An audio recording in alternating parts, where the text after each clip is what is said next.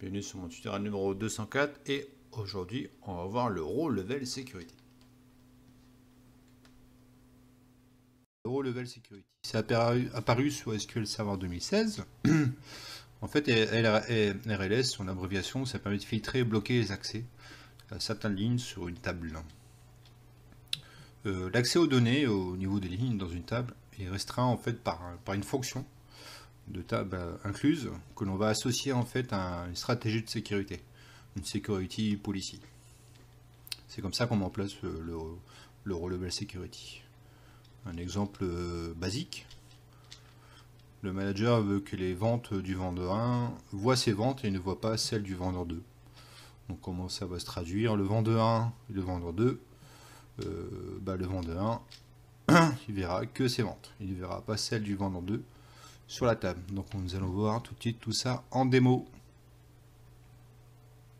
J'ai créé ma base RLS, j'ai fait un use RLS, je crée ma table classique, je vais insérer les données comme je vous ai montré en présentation juste avant. Donc, je vais insérer des valeurs vendeur 1, vendeur 2 pour bien les dissocier. Donc que donne le select, rien de spécial avec les produits Renault, BM, des voitures que l'on connaît tous. Donc je vais créer 4 utilisateurs sans login, manager, vendeur 1, vendeur 2 et vendeur 3. Donc je les crée. Je vais affecter des rôles, un rôle DB owner pour manager, un DB data reader, c'est un select sur les 3 vendeurs. Ce que je l'ai fait pour manager, je vais le refaire, ça ne coûte rien. Donc là je crée une fonction de type table qui me retourne à 1. Donc la variable sur la table ce sera le vendeur. Donc ce sera le vendeur ici qui sera appelé avec l'username. On va affecter aussi les membres du rôle DB owner. Donc je crée la fonction. Voilà. Donc après j'affecte à cette fonction la security policy. Alors ce qu'il faut bien comprendre ici, c'est que si je fais un select from vendeur, en fait j'ai affecté la fonction sur le vendeur, la colonne vendeur qui est ici. Donc le Row Level Security maintenant est en place. Donc quand le login vendeur 1 va se connecter, il y aura un filtrage, la security policy, qui sera sur le vendeur 1. D'accord? Donc il est appelé ici dans l'username. Username sera vendeur 1. Donc le filtrage de la policy ici sera sur la colonne vendeur. Pour que ce soit plus simple pour vous, je vous explique. Vous allez voir ici en dessous en script. Donc moi je suis sysadmin, donc je vois toutes les ventes.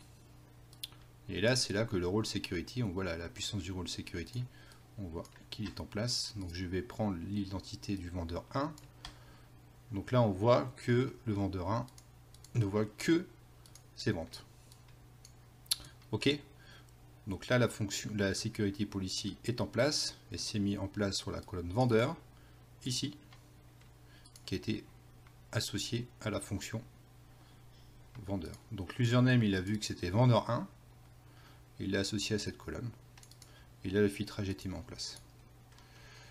Tout simplement. Donc je fais un revert. Donc je prends le vendeur 2, et logiquement, si je prends le vendeur 2, je vais voir les ventes que du vendeur 2. Je fais un revert. Le vendeur 3, vu qu'il n'est pas dans la colonne, ici, vu qu'il n'y est pas, donc le security policy va se mettre en place, mais vu qu'il n'y a pas de vendeur 3, qu'est-ce qui va se passer? Il va se passer que le vendeur 3, vu qu'il n'existe pas dans la colonne vendeur, il ne voit rien. Si on fait un select code, il voit 0 ligne. Le manager, il arrive, il a full droit. J'exécute avec son compte. Select from vente. Et là, je vois tout. Il a le rôle DB owner, donc je l'ai rajouté en fonction là-haut. Donc, si tu fais partie du rôle DB owner, 1. Donc j'applique le fil de sécurité via la security policy. Donc, lui, il a tous les droits.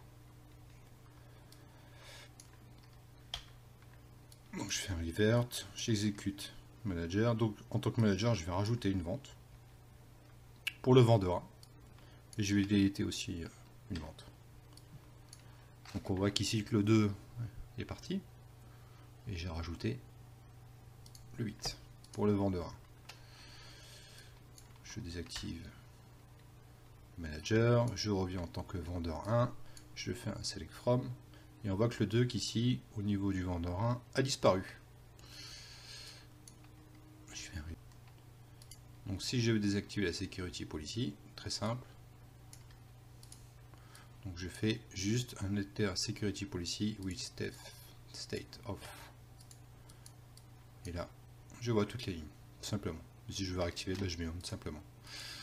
Donc voilà, c'est une fonction assez puissante, un peu plus difficile à mettre en place que le temporal data et le dynamic data masking. Mais bon, ça peut être très intéressant dans certains cas pour des besoins de sécurité, bien sûr. Donc voilà, c'est une très bonne nouveauté SQL 2016. Il y en a eu beaucoup d'ailleurs. Donc voilà, je vous dis à bientôt pour une nouvelle formation sur l'administration. Allez, à bientôt.